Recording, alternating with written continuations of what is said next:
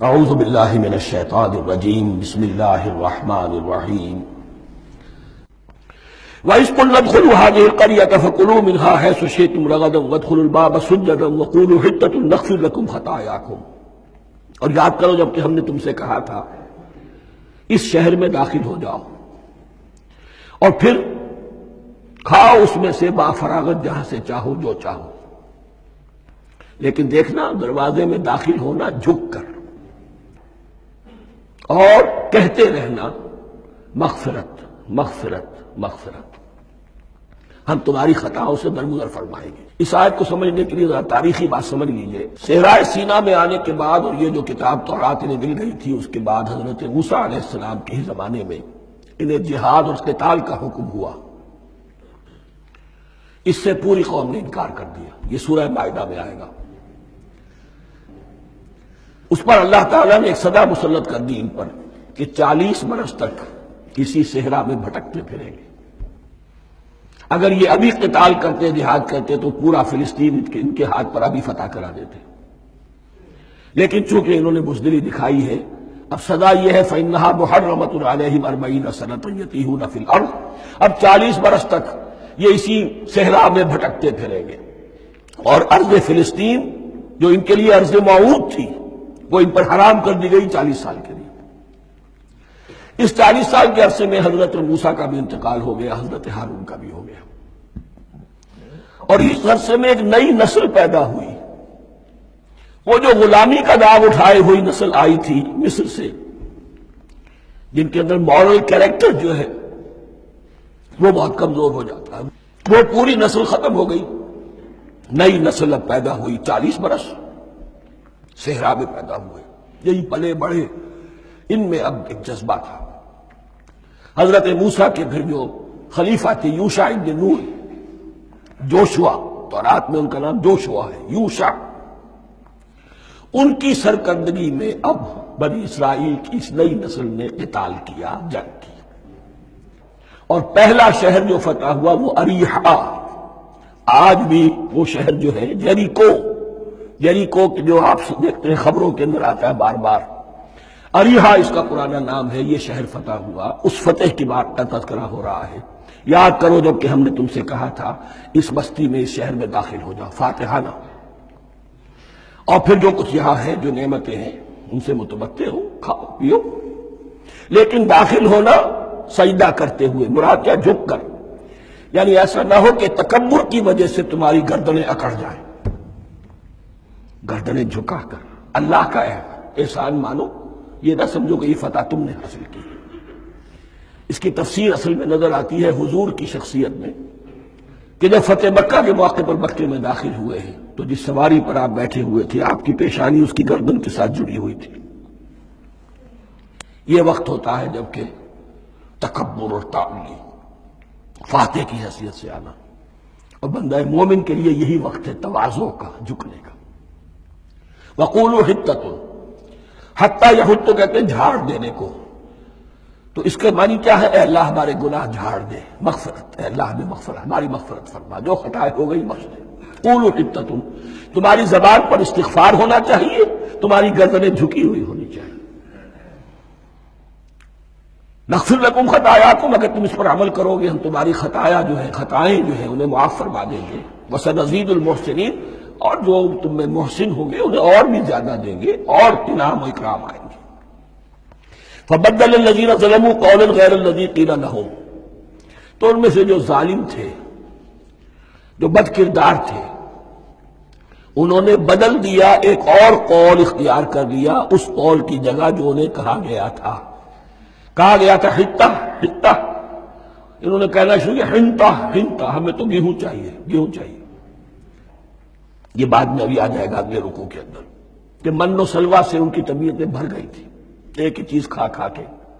اب وہ کہہ رہے تھے کوئی چیز ہمیں جو ہے زمین کی روئندگی میں سے، پیداوار میں سے، تو وہ ان کے زبان پر انہوں نے مذاق اڑاتے ہوئے گویا کہ حضرت موسیٰ علیہ السلام کے ذریعے سے حکم ملا ہے، استہزاء کر رہے ہیں، حطۃ کی بجائے حنطۃ۔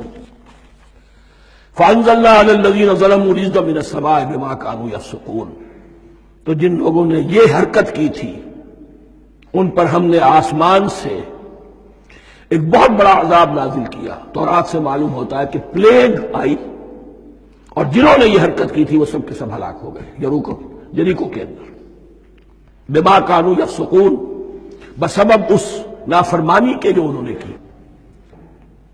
وَإِذِ اسْتَسْقَىٰ مُوسَىٰ لِقَوْمِهِ فَقُلْنَا اضْرِب بِّعَصَاكَ الْحَجَرَ۔ اب یہ پھر صحرائے سینا کا واقعات آ رہے ہیں، ان میں ترتیب زمانی نہیں ہے، اور یہاں کی فتح جو ہے حضرت موسیٰ کے بعد ہے، لیکن اب یہاں پہ پھر ابھی وہ جو صحرائے تیہ میں جب بھٹک رہے تھے پھر اس کا ذکر ہے۔ وَإِذِ اسْتَسْقَىٰ مُوسَىٰ لِقَوْمِهِ فَقُلْنَا اضْرِب بِّعَصَاكَ الْحَجَرَ، اور جب کہ موسیٰ کی قوم نے موسیٰ سے پانی طلب کیا۔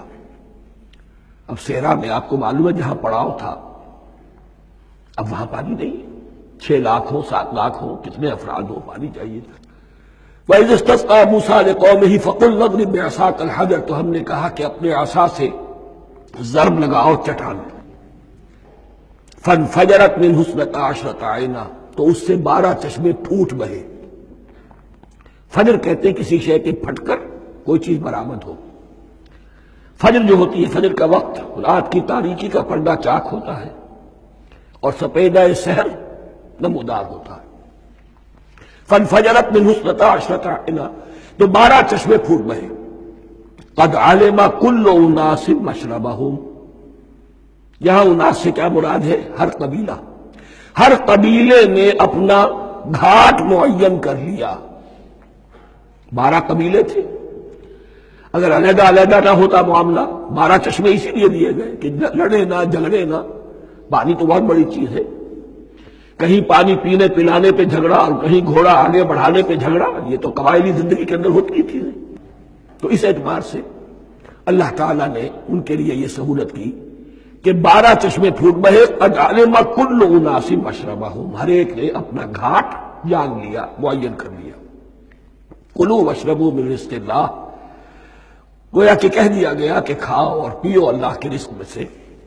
ولا تعثوا فی الارض مفسدین، اور زمین میں فساد مچاتے نہ پھرو۔ کھانے پینے کے لیے پانی بھی ادھر آ گیا، کھانے کے لیے من و سلوہ آ گیا۔ اب دیکھیے ان کی ناشکری۔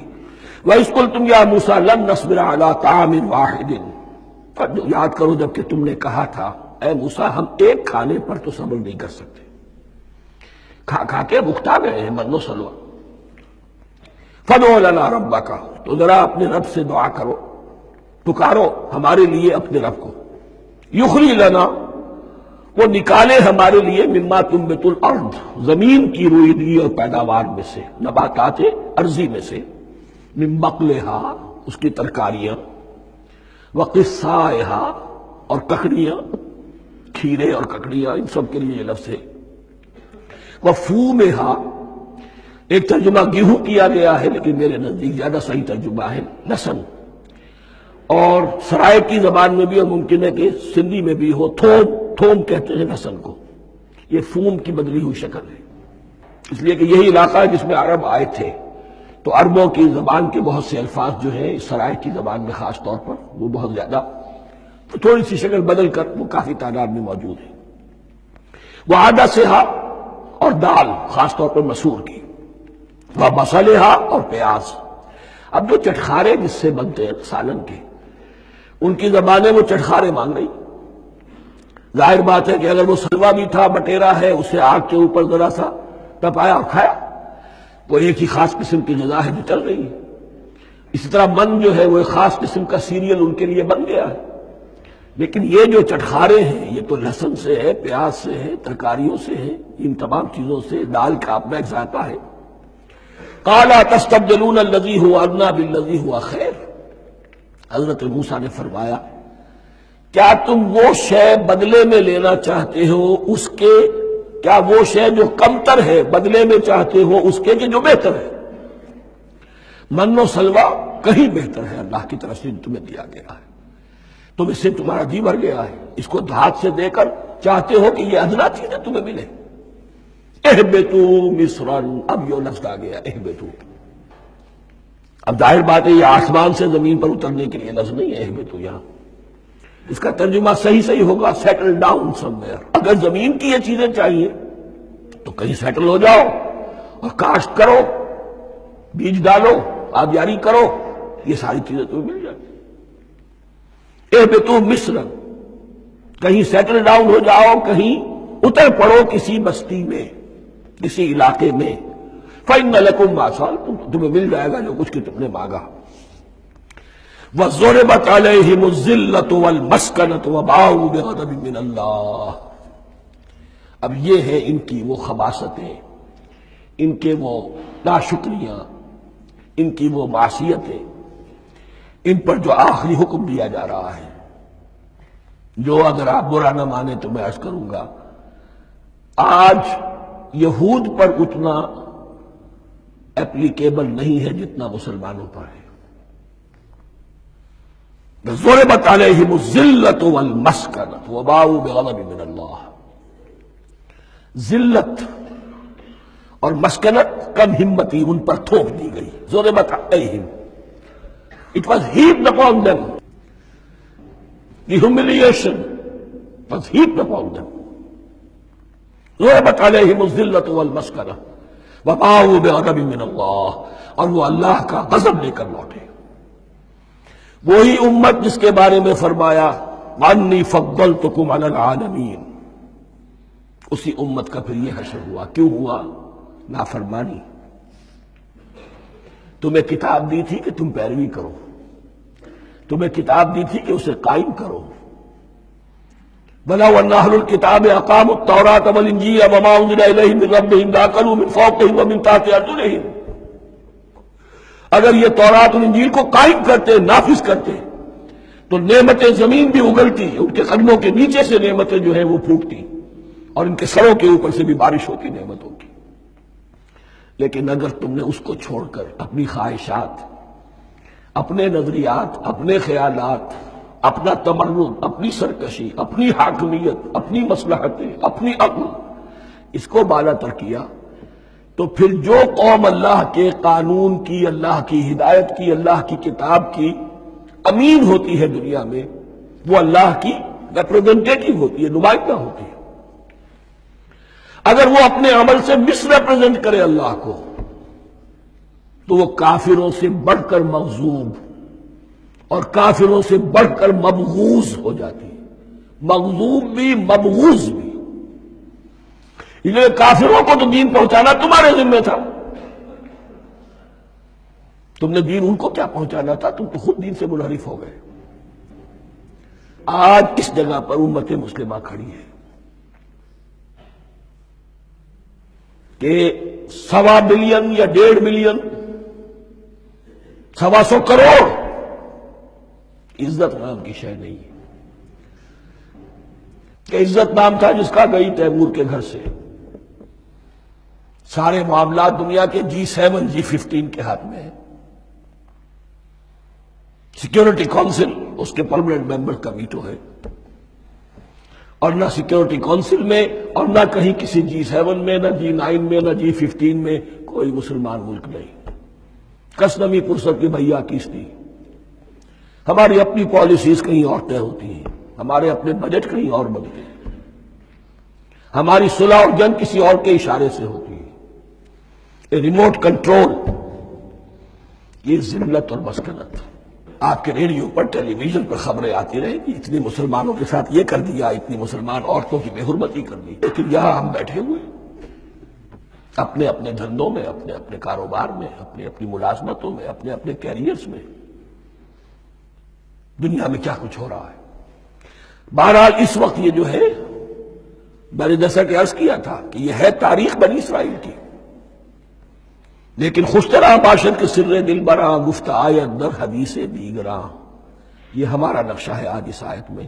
ضربت علیہم الذلۃ والمسکنۃ وباؤوا بغضب من اللہ۔ اور یہ کیوں؟ ذالک بانہم کانوا یکفرون بآیات اللہ، یہ اس لیے کہ وہ اللہ کی آیات کا انکار کرتے رہے۔ وَيَقْتُلُونَ النَّبِيِّينَ بِغَيْرِ الْحَقِّ، اللہ کے نبیوں کو ناحق قتل کرتے رہے۔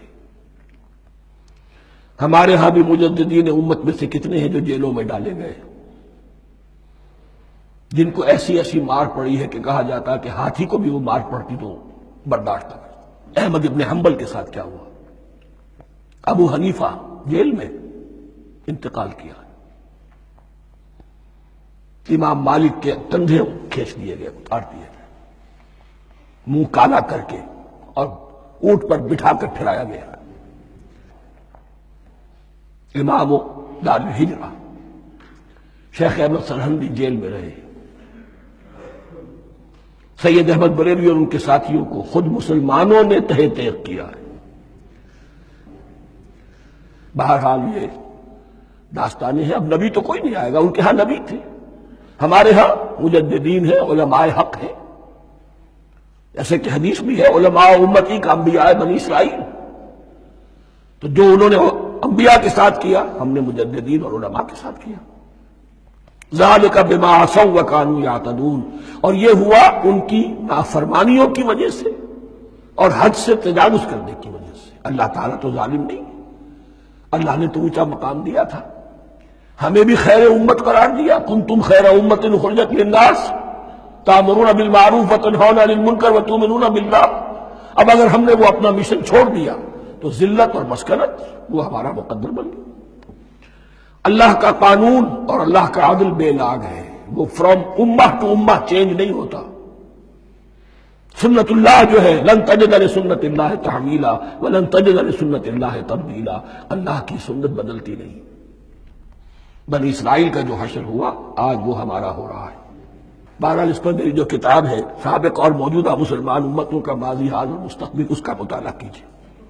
صدق اللہ العظیم.